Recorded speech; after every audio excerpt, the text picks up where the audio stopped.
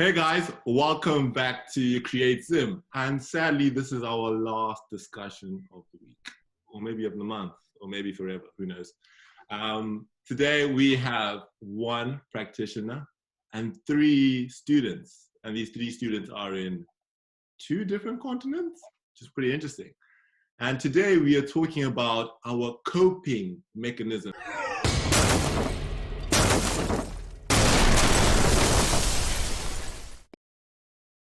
And how these may be different to other people's coping mechanisms, and how we can maybe have conflict with those whom we live with. And we're going to try to find a way to, I guess, see past that or move forward. So I'm going to introduce our guests, starting with our practitioner. Okay. Thank you so much, Tari. I'm glad to be here. My name is Fatima Mapuke. I'm a community psychologist, registered in Zimbabwe, and currently I'm not in Zim though. I'm in Texas, and I'm very passionate about mental health, with special emphasis on family mental health and women mental health. Yeah, so that's me.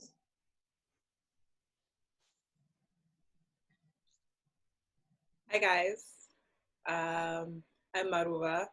I am a second-year student in Swansea. I'm doing accounting and finance with a year in industry. That's really all I have. Well, I am Nyasha Duku. I am in Bournemouth, and I am in my first year. And right now I'm 20, and that's about it. Okay. And I'm Nyasha. I'm the co-founder of CreateZim. Right now, I am a legal clerk, and I do everything that has to do with CreateZim. And yeah, that's basically it. Cool. Thank you so much for the introductions. So coping mechanisms with those whom we live with. For me, I am staying with my sister, whom I haven't stayed with for 3 years. She is now, I think, turning 20, and it's weird because when I was staying with her back home in Zimbabwe, she was my little sister, a baby, but now she's an adult. Absolutely mad. How are you guys finding, I guess, living with different people and coping around it? For me personally, I wish I was living with people, to be honest. Right now I'm still at school because home is a long way home, so I can't really go back home. And with the program and the things I'm trying to do, I can't really go back home at this point in time. And I am actually living with one other person in my flat, but like he doesn't talk to me because he's like 17 and I don't want to catch a case, you know what I mean? I don't want to pollute any people's children. So like it's been hard because I feel like his coping mechanism when it comes to like this whole situation is going out with his friends, trying to be social, trying to like make the most out of the time he has. And for me, it's trying to connect with people. So because I can't connect to him, that puts me in a very complicated spot where I have to deal with it by myself. So I feel like this is maybe one of the cases other people in life face where you are trying to connect with someone else, but that person is not exactly into the sharing type of like mechanisms for coping. So I normally am a little bit lonely most of the time, but I keep myself busy. So like I am drowned in my work, I'm drowned with my progress in terms of my career and my goals, and just trying to have fun with people back home, getting on calls, making sure I communicate with the people that are allowing me to connect with them. I feel like that's the most important thing because right now I can have like an hour's call with mom and just talk about how's my day, how's school, Mananguri say kind of thing. So like that has been the thing that's been like keeping me gone, like quote unquote okay in this case. Yeah, that's helpful. That's helpful. Some people say during this time when you're by yourself, you actually have to like yourself. So Maduku, do you like yourself? Do you like spending time with yourself? I love myself. Okay, not like that, but like Yeah, I really do enjoy my own company, to be honest with you. Like, I've been having the greatest ideas. Like I promise you, I've been having the greatest ideas. Like I just spend like hours like just talking to myself and going, yeah, we can do this, we can get this, we can achieve this. And I've been loving it, you know, like obviously I have to get out of that space to go share with other people kind of thing. So like we can keep moving. But I really do enjoy the time I have with myself. I love those conversations. Awesome. Ladies? Um, I think for me, it's been a little interesting. So I live in Swansea because I'm a student there, but home when I'm not in Swansea is in Southampton. My mom's older sister lives here. So at the beginning of like the lockdown, I was in Swansea and interesting. My flatmates, all but one, left. So it was just the two of us for a really long time. And like we have rapport, but we're not that close. So when we'd see each other, it was like, we talk, but we didn't really rely on each other for emotional support. I think we just we never did emotions. So it was just one of the things where it was like, we're not gonna start doing this because things kind of shifted. And that was okay. There wasn't really anything around it. I like having my own space, so I actually wasn't too thrown off by it. And then about 2 weeks ago, 2 weeks ago, I moved out and I came to my aunt's. So that was like a weird shift because I went from having my own room, my own space. I sleep whenever I want to. I wake up whenever I want to. I have 7-hour phone calls with people. I can like take 30-minute showers and no one needs to like get in the bathroom. It was great. Like my space was my own. To now living with my cousins and my mom. I call her my mom, but she's my aunt. So it was just like, it's not bad at all. I think it was just a little bit of a shift from having my own space to now sharing space with people. But fortunately, because we get on and they literally, I call my cousins my brother and my sister. And I call my aunt my mom. So for me, I don't feel like a guest.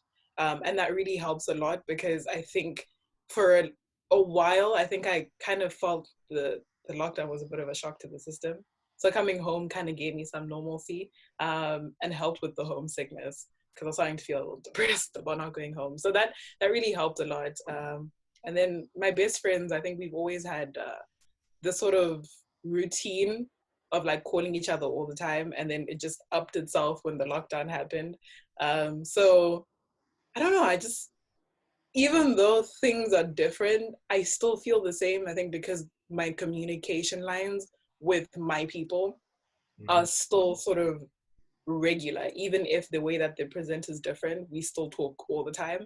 And I generally enjoy my own company to be okay with not actually having to talk to people all day. So I don't know, touch and go. Cool, cool, cool. And Nyasha, even though I guess you are the co-founder of CreateZim, does this make you, I guess, alien to, I guess, finding it hard to cope with those you live with? Well, I'm fortunate enough right now to be with my family. I'm living with my sister and my mom, and it's been good because personally I have some mental health issues just in general, and the lockdown personally triggered a lot for me because you're alone with your thoughts, and then you just you're confounded with your own thoughts and you just hear like, oh, this is getting bad. But because I live with such supportive people, I found it really good that I was with them, that they were able to basically take me out of the little ruts that I can find myself in, where I'm just like alone and I don't want to come out of my room. My sister would just like, she comes and she sits on my bed and she's like, let's talk about this, let's do this, and let's play a game and let's do that. My mom would like make me meals and so forth. So personally speaking, it has been a bit tough, this lockdown thing, and I need good coping mechanisms, and I'm learning on that, and that's why I'm here today, so I can learn from all of you guys what your good coping mechanisms are. But so far, what I found to be really helpful is getting out there and talking to people. Tari, especially you, I always tell you, like, you need to get me out of my little mind thing that I can get into. So just basically talking to people, socializing, connecting, reading books, trying to get out of my head as much as I can so that I can focus on productive, positive things. That's what I have discovered this lockdown. And yeah, that's basically all that I have done so far with this lockdown and coping mechanism. Cool. I'm glad it's getting better. And It is getting better. And Ms. Mapuke, I hear psychologists can read minds. So does this mean when you are with your family, you can decipher or figure out their coping mechanisms and adjust accordingly, or is it different? First of all, we don't read minds. It's a myth. But of course, I think we have maybe a better way of understanding what someone is going through, because basically we study behavior, we study how the mind works. So yeah, from that perspective, yeah, maybe that's where the reading of minds comes in. But yeah, you'll find that we are also people. We go through the same things that everybody else goes through. And we really have to make a choice to use what we have learned. In other words, what we teach others, so that we can use it for ourselves as well. So from that perspective, what I can say is I've had to live with different people at different times. And I always tell people that the best, or rather the most situation that you can find yourself is having to live with someone for a longer period of time, because the time factor brings in the issue of how long this is going to be. So when you're living with somebody for a long time, for example, marriage settings, roommate settings, things like that, you want to know how does this person cope? How do I cope? And if it's different, it kind of affects us, because now we are saying, how long am I in this, if I may use this word, rut, how long will I be in this situation, and how long is it going to take for me to be able to do what I want to do? So in other words, we are saying that as you try to cope with the person you live with, there's a bit of conflict. Okay, I can share my personal experiences. I have many, of course, being older, I've had to get in those spaces I mean, I have more experiences that I can share, but I'll give an example of something that is very common. When I got married, I was now moving in with this love of my life, new space, everything, and it was a dream come true. But guess what? When you get into that arrangement, when you're now married, you are together, you realize, the guy is not as smart as I thought he was. He's not as this as I thought he was, and things like that. He's also going through the same. And of course, naturally, there's then conflict. And then suppose even something hits you together, like what's happening right now, the COVID situation. We are in it together. No one is spared. So, but when that happens, something hits you together. Number one, you are two different people. The way you experience stress is different. So you will then experience that stress differently. So someone might be seeing COVID as, wow, great. We are no longer going to work. I can work from home. Now I have my free time. You know what? This is great. This is how it's hitting them. They might have stress over issues like financial issues and things like that, but genuinely, they are also happy that things are the way they are. And then you have someone who then thinks, my world is collapsed. It's all over, right?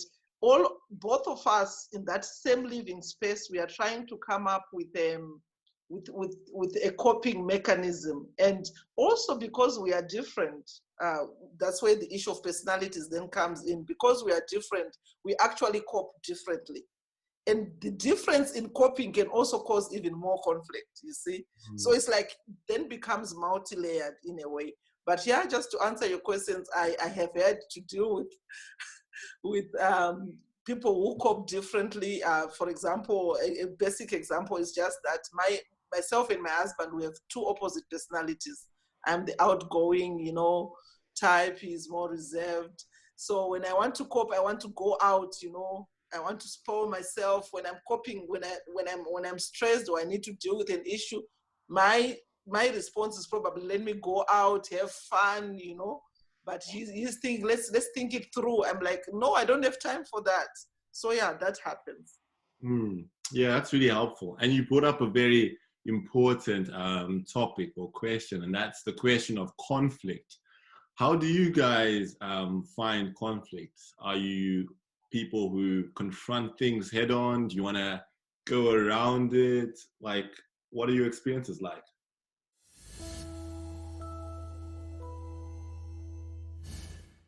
Personally, I'm a person that wants to deal with conflict, situations, problems head on.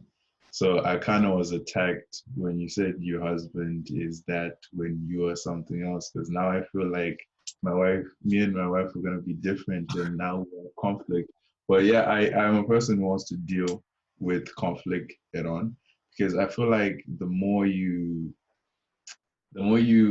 beat around it, the more you suppress or find coping mechanisms that kind of make you forget about the issue, will make you kind of like put it in like a bottle. Then one day it can just explode. And I've talked to a lot of people. Like I'm someone you can come and talk to and like, confide in. And I've heard so many people being in this situation. So I've always wanted to deal with my problems head on, like tackle the demons that are, in your head. Like when they come, let's talk about it. I feel like people should allow themselves to be sad, to be down, and fight the demons that you have at that point in time. And then when you're free from them, you're good to go. That's how I tackle things.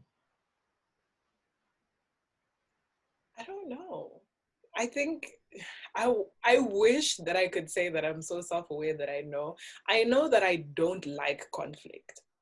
I don't like conflict, but the firstborn in me also understands that if it is necessary, I will have to deal with it. So I think I'm the kind of person who tries to avoid it up until the point. So normally I know that I can be really harsh sometimes. So I try to like give a warning. This is starting to really annoy me, or I don't like the situation. I don't like the way that you're speaking to me right now. Try to be as calm as possible. I think because the age gap between me and my siblings is 6 years and 9 years. I think I've tried to train myself to try and talk people through it first.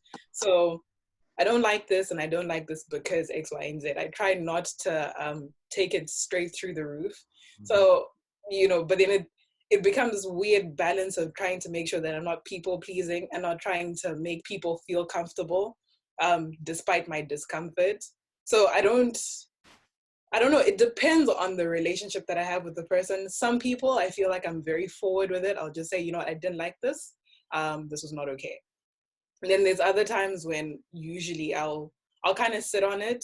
I'll be very quiet until it gets to a point where I'm like, oh, okay, you lack self-awareness in the situation and you don't realize that this is actually really hurting me and this is not something that I can allow to just pass. So it really depends on the relationship that I have with the person, because with some people, I'm actually a lot more direct than I am with other people. I think there's a bit of a spectrum for me.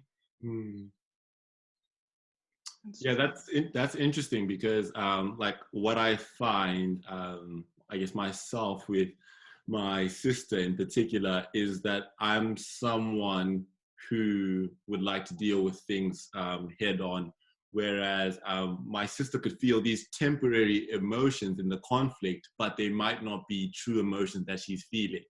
And so sometimes she takes a step back and we resolve the conflict over time. Are you guys similar? Are you different? I have a question on that. Yes.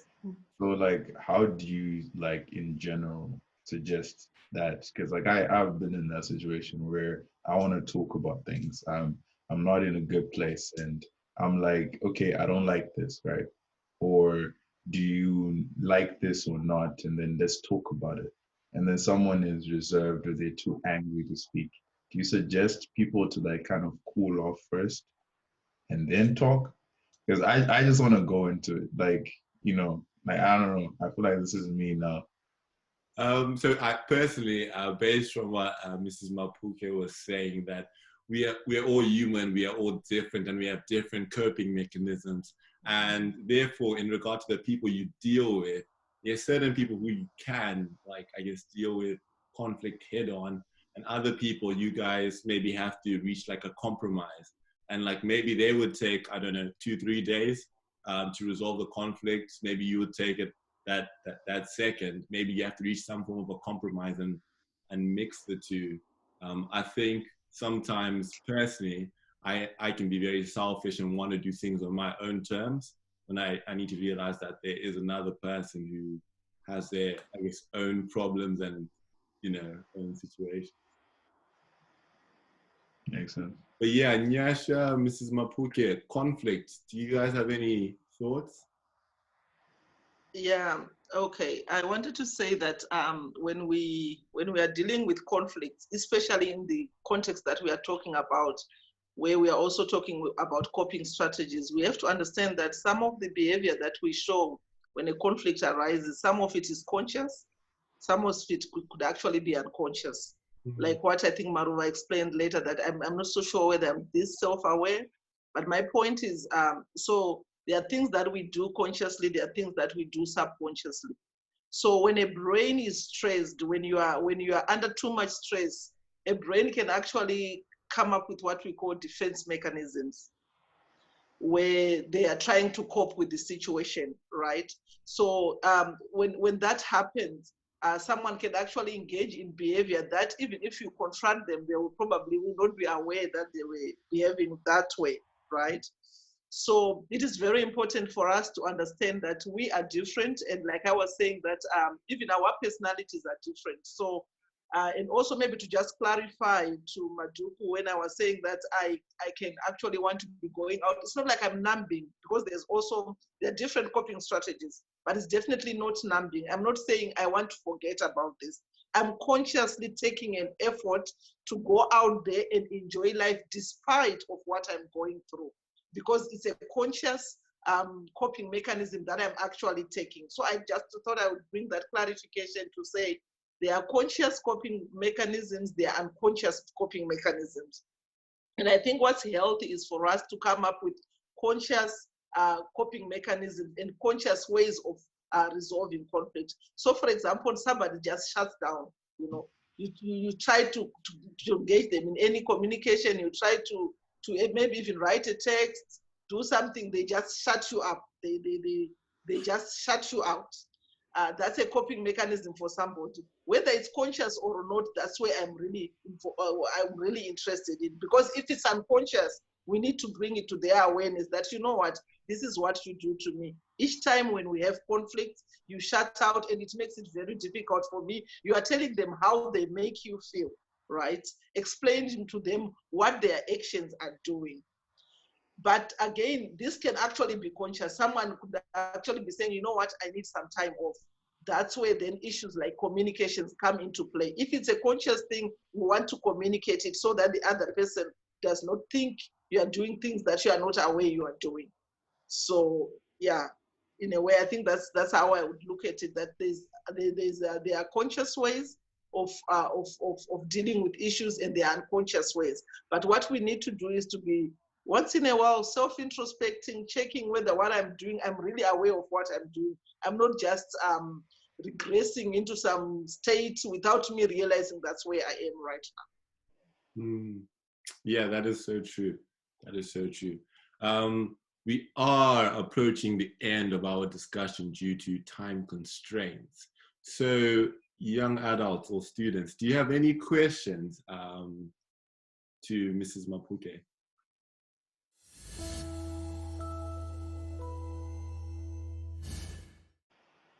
I have multiple questions, but I'm going to ask you because I love psychology and I love the human brain.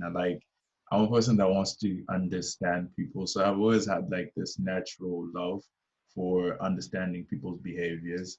I watch a lot of things when it comes to the human psyche, the human brain, like what you're saying about intentional and unintentional kind of like things. I've actually like read about that a couple of days ago when it comes to how non-related things can affect people's behaviors in marriages and in situations. So, but the one I want to ask about is about like, how do you think is the most healthiest and the most like effective way to deal with being lonely? Because right now I have a very complicated situation. My friend, she is extremely lonely and I can see her regressing. But because she's lonely, no, like she doesn't have many people to talk to, right? And I want to talk to her. But because she feels lonely, she pushes me away, right? So she becomes more lonely because of the actions that she has taken. So I don't know if I should push or I should wait to give her the space she needs. So my question right now is to first, like, what is the way to deal with situations like that? So I know how to approach, like, and kind of tell her if she's doing something healthy or unhealthy. Okay. Oh, okay. So when you are dealing with another person, the best way I think is to, first of all, uh, uh, let's appreciate whether what we are seeing is real to them. So, for example, because you experience loneliness in a certain way, you can see somebody and think that they are lonely when they are not even feeling lonely themselves. So when they are pushing you away, it's either it's because they're actually wondering why you are trying to do all that you are trying to do, because they think they are okay, right? Or it could be from a place of, like you are rightly saying, maybe they are indeed lonely. So I'm going to assume they are indeed lonely. But what I just wanted to make sure is clear is that sometimes because of who we are, so for example, because I'm an outgoing person, I like going out, and when I see somebody going for a month without going out, I'm like, this person must be lonely. I want to take them and help them out of that. But guess what? Maybe because of their personality, that's exactly what they want. And where they are is exactly where they want to be. So I'm just saying that let's make sure that what we are seeing is what they are feeling, right? So if that's the case, that they are lonely, but they are failing maybe to come out of that shell, maybe it's now actually getting into maybe something bigger, they are now getting depressed and alone and things like that. What can I do as a friend to help someone who is in that situation?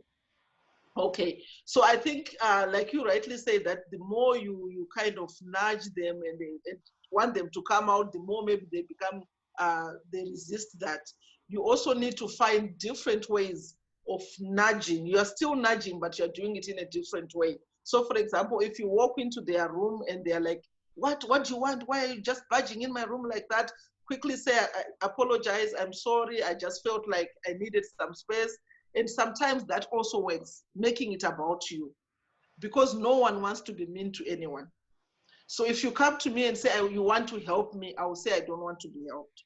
But if you come to me and say, you know what, I am feeling lonely, I'm missing you, I would want to spend some time with you, I will do it for you. But in the process, I'm also getting that which I exactly need.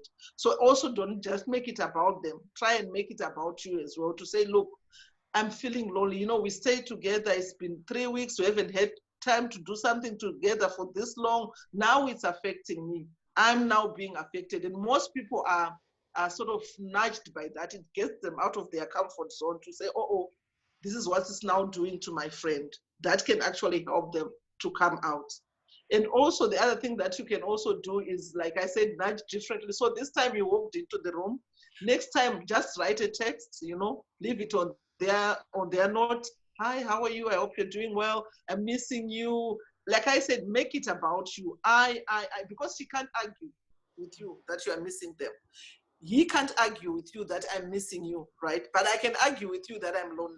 I can just tell you I'm not lonely, and that's where the discussion ends. But when I come to you and I say, you know what, I'm missing you, I would want to spend more time with you, I would want this from you, can you please help me with this, that can actually also help them. And also maybe just trying to be as supportive as you can, because I think with living conditions, what normally happens is we tend to get in this vengeful mode, because when they push you off, it's not like you remain the same. You feel it. It affects you.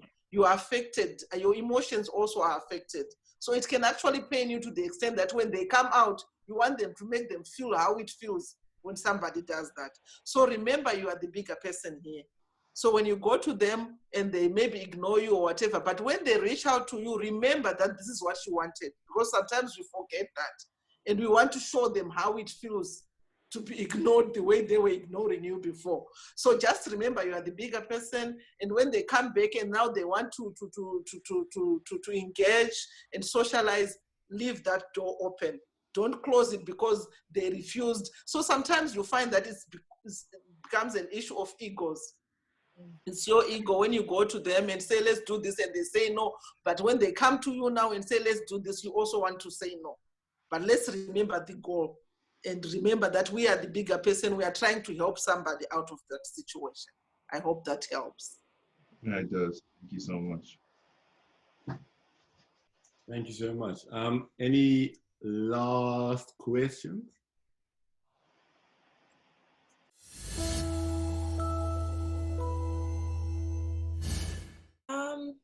I think my question would maybe be if you are maybe someone who prefers having your own space but you live with other people, how do you go about maybe the conversation, or how do you as a person deal with not feeling overwhelmed or claustrophobic? How do you manage that situation where you live with people but sometimes you get a little overwhelmed being around people in this lockdown? Like, I can't go to the outside. Like, how do I do that? Okay, so I think for me, in relationships, the basic and the most important thing is really communication. Because when you for example, when you draw out, suppose you go into a corner, you're reading your book, and then somebody comes in, barging in, that affects you because you thought you had your corner, you thought you had created your safe haven, and somebody's coming and intruding into that safe haven. But sometimes we expect people to just understand what we want without saying it, right?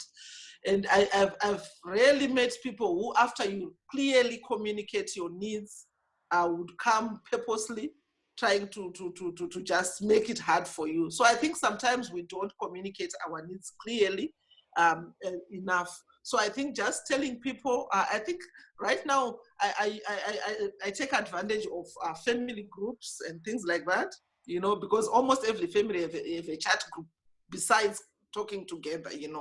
I find writing my needs on the family group also helps, right? Like right now, I actually had to write on the family group, hi guys, I'm having a Zoom meeting, please do not disturb, So now everybody knows that I'm having a Zoom meeting and I don't want to be disturbed. So my point is, I could have just expected them to respect my space, but they don't know what I'm going through. They don't know what I'm doing. So when you communicate like that, you are giving people room to help you do what you want to achieve. You are now achieving it together as a team. So I think the best thing to do is to communicate and maybe even create a discussion around it as a family, if that permits, to say, guys, let's talk about space in this house. I think let's talk about this. How can we respect each other's space? How can this happen without affecting the other person and things like that? When you communicate like that, it helps, especially during this time, because everybody thinks everybody knows what I need, but that's not true. We just need to communicate. And then also to find other ways you can get that space. So for example, you're in a room full of people and they are all talking and doing things like that. You can actually, I call it saying goodbye, but still in there. Where you can actually say, guys, you know what, I don't think I want to watch that movie with you, but you know what, I'm going to get my headphones, I'm going to be listening to music, but I'll be sitting right here. So you can actually be in your own world, in a room where there are a lot of people at the same time. So my point is, find creative ways of finding space to yourself. So for example, you are roommates with your sister or with your cousin. She wants to watch a movie, you want to listen to the radio, things like that. Communicate around those issues. And also they must understand that you don't necessarily have to be doing things together to be called close people. Sometimes it's a misunderstanding that we have to be together all the time, for us to be called close. So just explain to them, tell them, because of my personality, because of who I am, it's nothing to do with you. Because sometimes people like us, we feel that we have offended you if you take that space alone. But if your explanation to say, no, I'm not even offended, it's not something, I just want my space, I just want my cave, we can give you your cave. Thank you so much, Marua. I hope that answers your question thoroughly. But yeah, thank you guys so much for your time. I really enjoyed this discussion, and hopefully I won't be having as much conflict as I normally do with my sister. And the same goes with you guys, I hope. But thank you so much for tuning in.